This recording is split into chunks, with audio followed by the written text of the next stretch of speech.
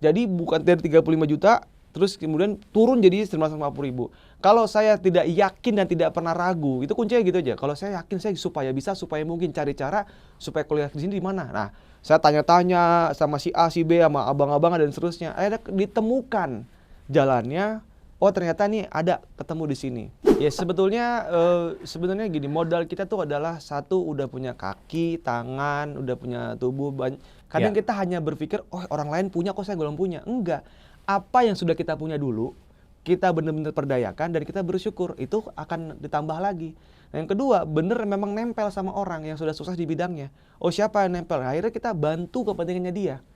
Ya, makanya kenapa orang kaya itu paling malas sama orang biasa, sama orang yang bener-bener orang-orang yang suka minta-minta. Ada 4 hal. Ya.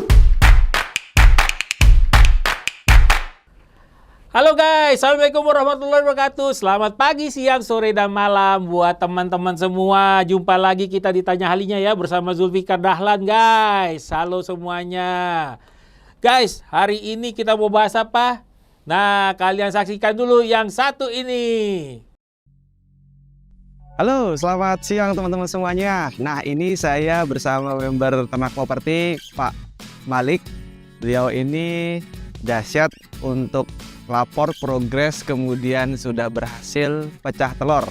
Yang pertama adalah aset yang di daerah Bogor juga, ya. Beli cuma 130, dijual 240 juta. Kemudian pasarnya 400 juta. Nah, ini adalah proyek yang keduanya.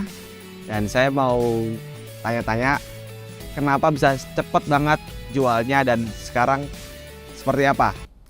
Oke guys, hari ini kita punya temen main nih gitu ya, teman main. Kebetulan jago apa dia nih, ahli apa? Ahli properti guys. Siapa namanya? Ini dia nih, Mas Dimas Ananto. Wih. Halo Mas Dimas. Halo, aduh, luar biasa nih Mas Dimas nih.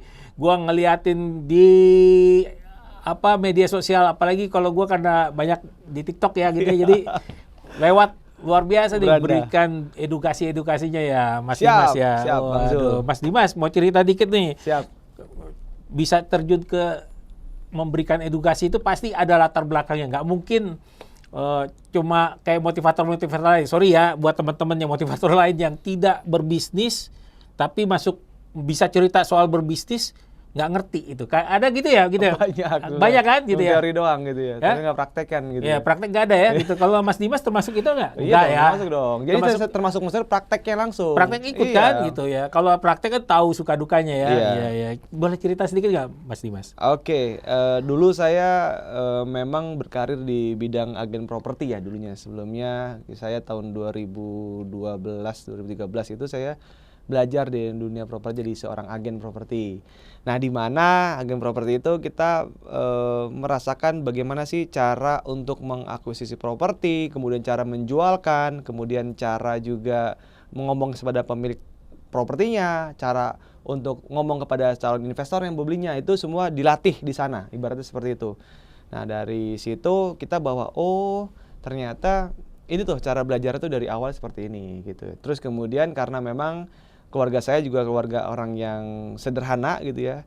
Saya tinggal di komplek panti sosial gitu ya. Kenapa? Karena bapak saya emang kerja di sana gitu ya. Jadi cuman staf TU doang, bukan kepala, bukan pimpinan, tapi cuman staf yang mungkin tahun 2000-an tuh sekitar 1 jutaan lah gajinya. Nah, terus kemudian saya kuliah diterima ada 2 kampus, Bang. Jadi 2 kampus tuh STT Telkom sama STT PLN. Ketika saya berangkat sama orang tua saya ke sana untuk daftar ulang, terus bayar 15 juta pada waktu itu, kurang lebih gitu ya. Terus saya tanya, Pak, bisa nggak? Waduh, Bapak nanti pinjam dulu deh. Nah, kalau PNS itu pinjamnya koperasi, bukan pihak bank. Pihak koperasi pinjam, terus hati saya kok merasa nggak pas nih. Udah rumah nggak ada, kemudian mobil juga nggak ada, dan seterusnya gitu ya. Akhirnya saya pikir, wah saya pengen buktikan saya pengen punya rumah gitu ya. Nah, singkat cerita, saya mundur selama setahun. Terus saya masuk ke sekolah tinggi teknik PLN, udah gitu dapat 1 semester. Nah, di situ ternyata, waduh, pelajarannya nggak pas. Kalkulus, fisika, matematika, tobat gitu ya. Akhirnya saya ulang setahun, habis itu saya mundur dan saya kuliah Nah kuliah cari terbaik, akhirnya itu pun juga, cari kampus Trisakti. Oh, ternyata Trisaktinya mahal juga, 35 juta pada waktu itu. Mahal ya? Mahal juga Oh, waktu mahal. itu. Nah habis itu ternyata pas hari itu malamnya, pada periode itu ada kelas malam, baru pertama kali buka. Itu bayar berapa? 950.000. Jadi bukan dari 35 juta, terus kemudian turun jadi 950.000. Kalau saya tidak yakin dan tidak pernah ragu, itu kuncinya gitu aja. Kalau saya yakin, saya supaya mungkin cari cara supaya kuliah di sini di mana. Nah, saya tanya-tanya sama si A, si B, sama abang-abang dan seterusnya. Akhirnya ditemukan jalannya. Oh ternyata nih ada ketemu di sini. Terus orang tua saya pada, oh yaudah itu aja. Terus tetangga kanan kiri saya kan orang komplek Panti. Oh kok bisa kuliah di Trisakti? Wah pasti ada duit nih gini-gini. Orang tuh orang komplek Panti tuh udah bilang, oh ini orang kaya nih gini, duit dari mana nih kan? Padahal mah enggak gitu, karena kelas malam dan itu masuk promo pada waktu itu. Nah singkat cerita, intinya adalah bahwa kalau kita yakin dan tidak pernah ragu, apapun yang terjadi, terjadi adanya. Yakin dan tidak ragu ya, gitu ya. Yakin dan tidak ragu apapun. Itu kata kunci pertama tuh, guys. Siap. Yakin dan tidak ragu. Terus dengar-dengar pernah juga main sama Tung Desem ya. Oh iya. Iya. Wah, jadi teman-teman yang di properti pasti ngerti kan Tung Desem siapa itu, atau bukan properti, marketing ya. Marketing. Ya, ilmu marketing tuh dia lumayan tuh ya. Lumayan, bukan gimana? lumayan banget. Jadi dia dewa marketing pada tahun ya udah lama gitu ya. Itu dewa offline-nya tuh jago, namanya sales on the stage. Bagaimana caranya jualan itu di atas panggung, yang beli tuh berujuk-rujuk gitu. Nah itu saya belajar banget. Oh itu pas ketika nemu iklannya beliau, saya daftar, ikut seminar, kemudian daftar, habis itu saya belajar sama beliau. Selama mungkin 2 tahun lah ya saya belajar, kemudian sempat ngilang setahun saya jadi nganggur, setahun atau 2 tahun, hampir 2 tahun tuh nganggur, ini kemana, nggak jelas itu saya mau kemana gitu ya, mau belajar belajar ini, hilang arah gitu, hilang arah gitu, ini kemana hidup tuh, merasa gitu kan, banyak orang, saya hidupnya mau kemana sih, saya mencari diri itu ternyata semua sama. Ternyata pas saya tanya sama motivator itu, saya dulu juga pernah lolo nganggur kemana-kemana juga pernah ternyata.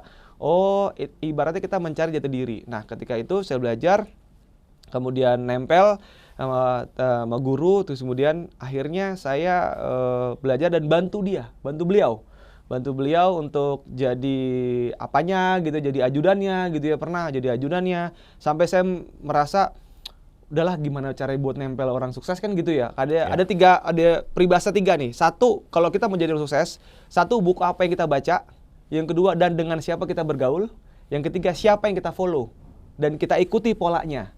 Nah akhirnya saya follow Pak Tung, saya nggak hitung-hitungan, biarin pertama itu biar beliau tuh win, saya juga win. Saya pun merasa nggak usah digaji Pak.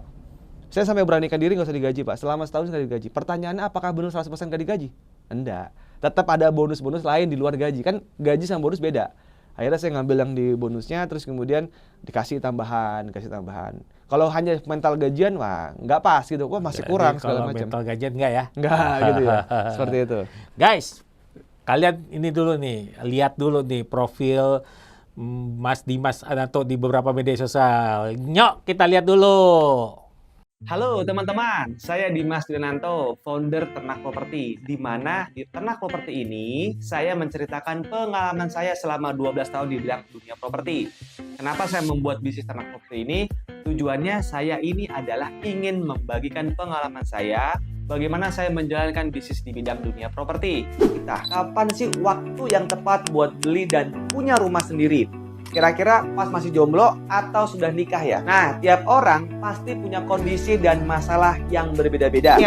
Kemudian luasannya berapa? 100 meter. Yang dipakai 60 meter atau 60% dari 100 meter. Nah, bagaimana perhitungannya? Nih, ayo kita jelasin. Guys, balik lagi tanya ahlinya bersama Zulfikar Dahlan di sini. Nah, teman-teman, tadi kan lihat sendiri tuh, berani untuk mengambil keputusan tidak digaji dalam setahun. Tetapi orang tetap akan mengapresiasi dan memberikan penghargaan kan dalam bentuk bonus ya. Jadi beda gitu ya. Jadi memang kalian pilihan mau jadi orang gajian atau mau jadi orang yang mendapatkan penghasilan dari usaha ya. Kan Mas Dimas ini termasuk pengusaha juga kan gitu ya.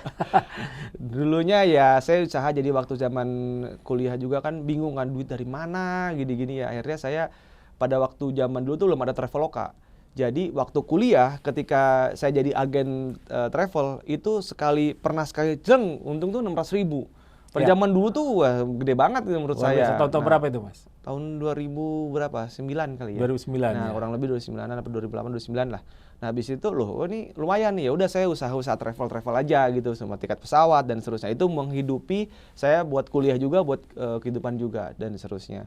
Ya udah, saya di situ terus ada usaha dulu sempat sewa mobil, sewa rental mobil gitu ya, bantuin rental mobil orang gitu ya, terus tinggal dapat komisi harganya 300.000, dapat komisi 50.000 dan seterusnya gitu lah. Tinggal dikali berapa. Kemudian travel lain, misalnya buka Pulau Tidung zaman dulu, Pulau Tidung dapat komisi 10.000 dikali berapa orang, ya lumayan kayak gitu-gitu. Jadi ternyata ya kalau kita bisnis tanpa modal pun sebetulnya bisa. Kalau kita mau menjalani apa yang benar-benar kita impikan nantinya. Oh, saya mau ada kebutuhan begini. Nah, dengan ada kebutuhan kayak begini, akhirnya saya tangguh untuk mau maju. Nah, singkat cerita, ya sudah, saya belajar, oh ternyata di Patung itu ada materi tentang dunia properti.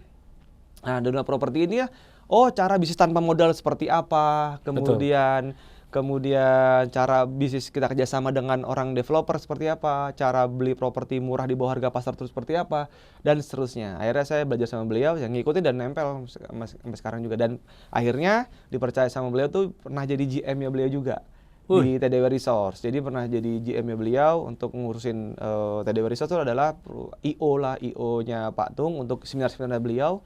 Nah, akhirnya saya jadi ini beliau terus meeting sama si A, si B itu harus bener di range banget. Meeting sama si A, jadwalin, meeting sama si B, jadwalin dan seterusnya. Akhirnya saya dipercaya, udah terus kemudian saya tanya Pak Tung, saya ternak properti, ya udah Pak Dimas jalan dulu aja. Nanti suatu saat ya kalau memang Pak Tung mau incet masuk segala macam, ya mudah-mudahan, ya doain semoga ya bisa guru sama guru dan sebentar lagi juga guru saya si A yang dia di offline sama guru saya yang online ada nanti akan ada keluar lah guru saya mau jadi dengan satu, kalau dua-duanya mantap ya insya Allah gitu, ternak properti bisa terbang insya Allah. Luar biasa sekali ya guys gitu, mantap tuh. Dewa marketing bener-bener. Ya betul.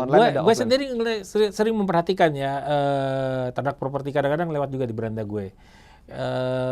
Bagus sih, konten-kontennya edukatif, jadi memotivasi orang, selain edukasinya memotivasi orang gitu ya. Terutama tertarik bisnis tanpa modal, memang banyak orang gitu ya, termasuk di gue gitu ya, kadang-kadang komennya, bang tambahin modal, modal apa gitu kan. Kalau kita memperbesar mungkin butuh modal ya gitu ya, tapi mengawali sebuah usaha kan terkadang bukan harus pakai modal kan, bener nggak? Iya, betul. Nekat doang kan. Nekat.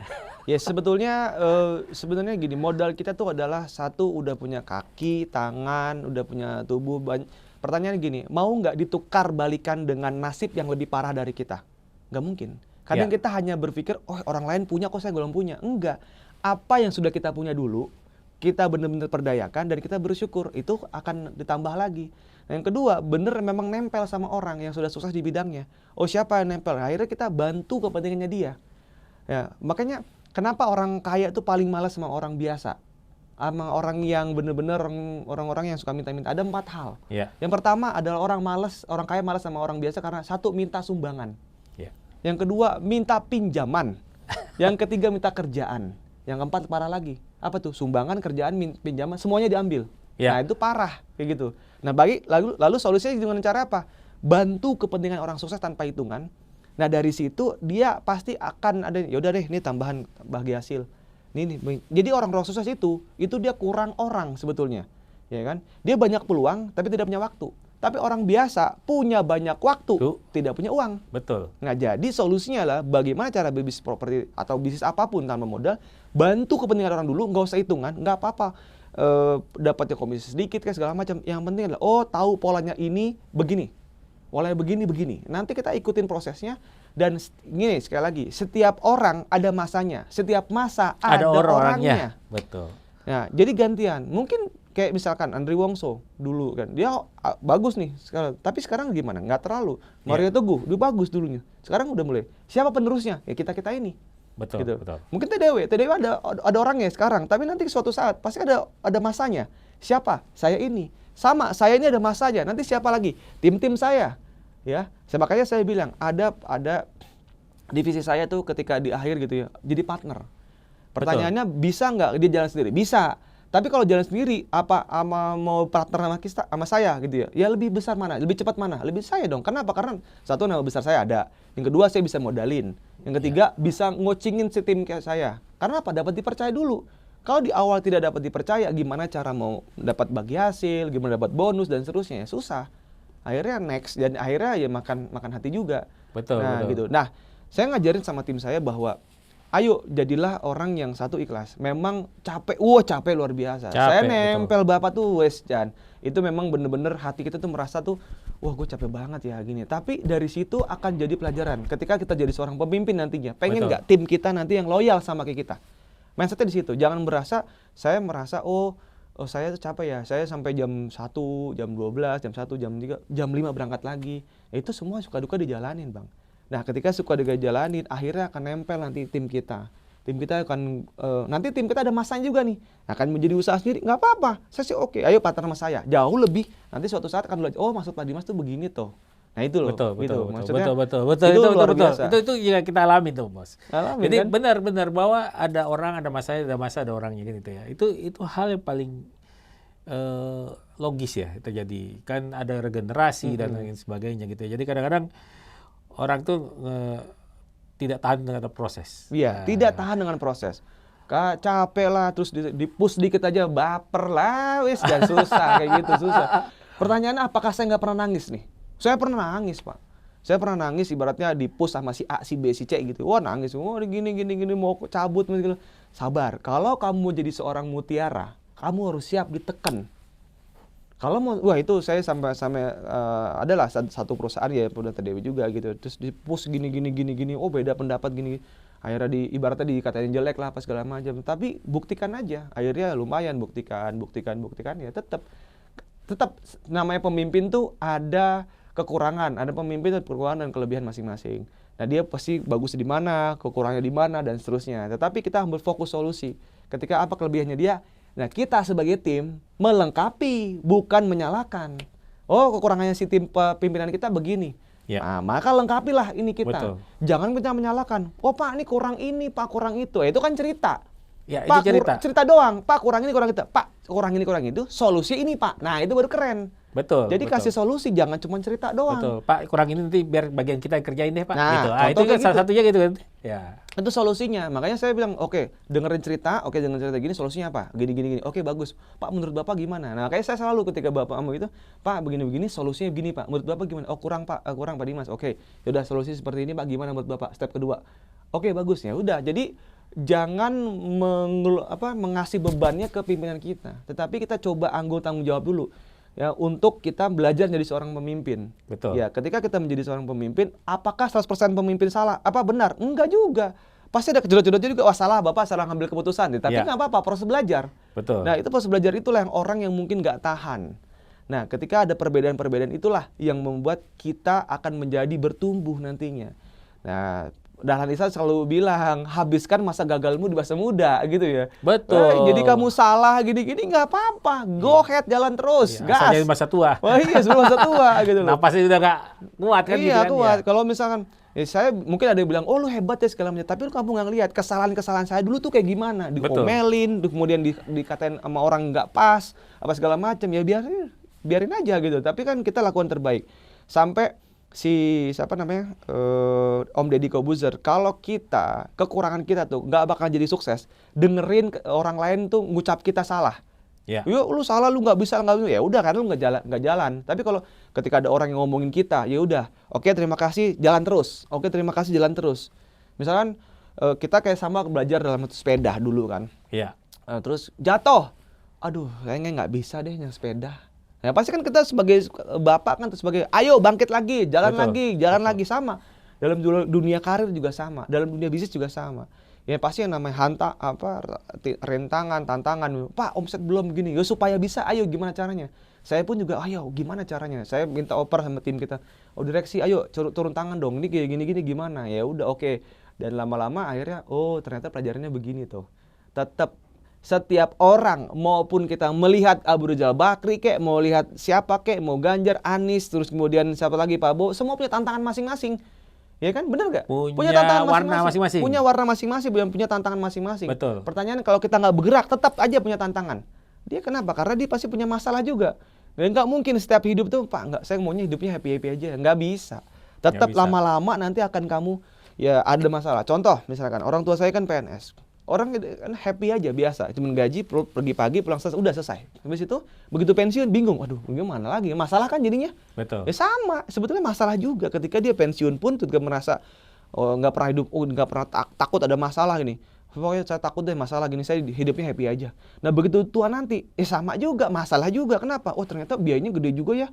Entah biaya apa, dokter, biaya apa, dan ternyata ada biaya juga ya, susah jadinya. Nah gitu, makanya kita jalan terus aja. Ada yang nggak pas sama kita, jalan terus aja. Yang penting kita positif, mau maju, mau bergerak, cari cara. Wah, guys, ini belum masuk sesi properti nih guys, masih masuk sesi motivasi.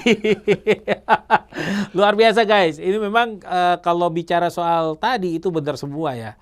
Dan itu gue juga ngalamin ya, gitu. Ngalamin betul sama kan, gitu. polanya sama Pola kan? sama, semua manusia itu polanya sama. Lo pernah dihantam masalah, lo pernah berbuat kesalahan, tapi habiskanlah kesalahan lo di masa muda ya. Masa muda. Iya, supaya kita bisa tenang di masa tua. Masa tua ya nanti. Betul. Ada yang peribahasa bilang, habiskan masa mudamu di waktu misalnya waktu lebih baik kehilangan masa muda daripada kehilangan masa depan. Ya. Nah itu polanya. Jadi ada kan masa muda gimana? Wah, aturan saya main-main nih Pak. Aturan saya main sama teman saya nongkrong-nongkrong. Tapi kalau saya kerjaan begini, itu kan lebih baik kehilangan masa muda kita. Berarti kalau masa muda kita kehilangan dong Pak, karena kita aktif kerja, aktif gini, ya nggak apa-apa. Tapi masa depan kamu akan cerah nantinya. Betul. Itu polanya banget Pak. Betul. Gitu. Terus gimana ngembangin networking nih? Ini kita agak nyimpang dulu nih dari properti nih. Ini kayak seru dulu nih. Kita bicara motivasi dulu, baru kita bicara properti ya. Kita kayaknya masuk part 2 tuh. Propertinya. Nah, sebetulnya banyak orang yang ketika mau bergaul sama orang, itu satu gengsi. Gengsi ya? Gengsi mau kenalan. Dan takut. Mungkin sama kadang-kadang pengusaha-pengusaha yang masih baru-baru itu juga gengsi untuk kenalan sama teman-teman sebelah. Misalkan di HIPMI atau di Kadin. Kadang orang begitu kenalan mau ngeliat gini, males untuk salaman atau kenalan. Kalau saya, orang bagus, orang siapapun, saya kenalan duluan. Ya. Kenapa? Karena ada dua hal. Ketika misalkan kita sudah dapat kontaknya dia, suatu saat nanti kalau kita mau kemana-mana bisa kontak beliau. Betul. Nah, kalau misalnya kita nggak kenalan langsung, udah otomatis kesempatan tuh nggak ada. Maupun dia nggak suka sama kita atau mungkin nggak respect segala, nggak apa-apa. Kalau udah di awal aja nggak salaman, udah pasti 100% nggak akan ketemu sama dia gitu kan. Betul. Tapi kalau pertama dikenalan dulu aja, nah kan orang kan welcome. 90% welcome. Tapi kalau nggak welcome juga nggak apa-apa juga. Ya kan? Karena apa? Kalau misalkan kita dari awal udah nggak mau kenalan, maka udah 100% gagal. Betul. 100% dong, karena kita nggak ada kesempatan untuk membeli dia. Tapi ketika kenalan, siapa tahu dia mau partner sama kita. Ya sudah, boleh. Maka jangan pernah gengsi untuk kenalan. Nggak pernah takut untuk kenalan. Apapun orang-orang sukses, orang-orang hebat, Pak, saya mau kenalan Bapak boleh? Saya dari sini. Saya mau maju, saya mau maju, mau belajar seperti Bapak. Nah itu udah. Orang akan senang, Pak. Gimana sih Pak? Kalau Bapak dulu dari yang biasa menuju luar biasa tuh seperti apa sih polanya? Dia akan cerita. Senang dia menceritakan ke suksesnya dia. Iya. Ya gitu. Jadi Pak, supaya kayak Bapak tuh seperti apa sih? Gitu ya. Saya tadi lihat Bapak pakai mobil Mercy, Pak. Pak, saya mau belajar, saya mau tumbuh, saya mau maju, Pak. Seperti Bapak, caranya gimana sih, Pak? Boleh tahu, Pak? Saya mau belajar, Pak. Nah, gitu. Boleh nggak, Pak, saya bantu Bapak? Nah, gitu. Jadi orang senang gitu. Biasanya pasti dibantu kan? Pasti dibantu. Iya. Karena orang-orang hebat itu senang ngajarin orang lain. Biasanya kayak gitu. Tergantung kalau ada kepentingan, beda lagi gitu. Yeah. Kita lihat konteksnya. Iya, betul. Guys, aduh, seru banget kan tadi pembicaraan tadi sama Mas Dimas. Memang kita agak sedikit potong nih. Kita akan lanjutkan lagi ya nanti di part 2. Nyok. Kita masuk sedikit nih, mulai properti ya. Kita dikit-dikit nih. Oke, siap. Mas Dimas, kalau properti itu, orang kan kadang-kadang suka, gue mau invest nih, gitu. Ada pandangan nih, gue ngeliat di media sosial, ngapain lo beli rumah gitu. Ada tuh kan, ada pandangan, lo ngapain beli rumah dan lain sebagainya, lo udah kontrak aja lah. Lo kan ada ini, lo tukar dengan investasi lain. Nah, pandangannya Mas Dimas gimana? Oke, jadi, lalu ternyata saya melihat, kata orang tuh ada yang investasi properti itu pasti naik, harganya pasti naik. Ya. Ternyata enggak juga, ya kan? Ternyata properti itu, ya ada yang gini, ada dua hal properti. Pedagang properti, ada penjudi properti. Apa itu gitu ya.